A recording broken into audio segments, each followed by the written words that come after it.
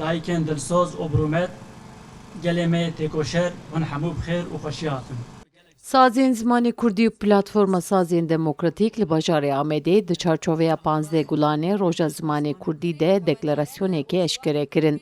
Di çalakiyê de daxwaza statuya Zimanê Kurdî, perwerdeya bi Kurdî li Tirkiyeyê hate xwestin. Bang li hemî partî û dezgehên sivîl jî kirin ku bila xwedî li ziman derkevin.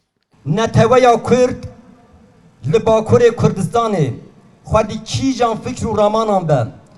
Hemû partî, sazî, dezgeh û platformên Kurdan yên cuda cuda. Di mijara zimanê Kurdî de yekin. Neteweya Kurd statuya zimanê Kurdî dixwaze. Perwerdehiya bi Kurdî dixwaze. Dixwaze zimanê Kurdî di zagonên bingehîn de bên mîsoger kirin û dixwaze hemû asengiyên zagonî û kiryarî lê li pêşa zimanê Kurdî ji holê bên rakirin. Bêguman ev jî ji bo me şanseke mezin e. Ji ber ku em hemû Kurd, hemû partî û hêzên Kurdan ancak dikarin di serî de li dor zimanê xwe bibin yek, tifaqa xwe mezin bikin û têkoşîna xwe bilindtir bikin. Azadêwaz, haştîperwer, demokrat Ziman hez bi du zaravayên Kurdî amaje pê dikin ku pêwîstiya neteweya Kurdî bi ziman heye. Ziman nasname ye. Xwedî derketina ziman, xwedî derketina pêşeroje. Serkeftina pêvajoya aştiya a Tirkiyê jî bi girêdayî ziman e.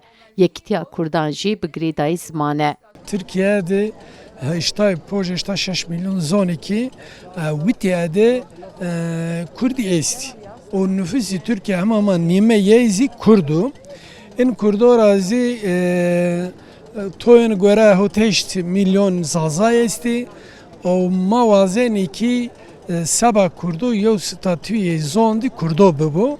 Milyon dizi zazaki seba ku zazaki hem kavnaru veriyenu o hemzi vaktu ku dinyara yev zoni barker şevini be yev qom ziyerredir vini ben yev millet yev şar ziyerredir vini ben ay semedram asar yev deş ne Kurdi havanı ne ziva bray Kurda havan Witiyade Türkiye'de ama ona lazı مگوره gerek hatoni ki bibinizi la reyvestu peyku Türkiye sebe zoni gom bir eştiş o statü zon di kurdu bedar bitiyor ku Zimanê Kurdî bijî Zimanzan bi duruşmaya her der Kurdî her dem Kurdî ve hefteyekî ser ziman, panel, seminer, konser, şano û kargeyên cur be cur bên li darxistin.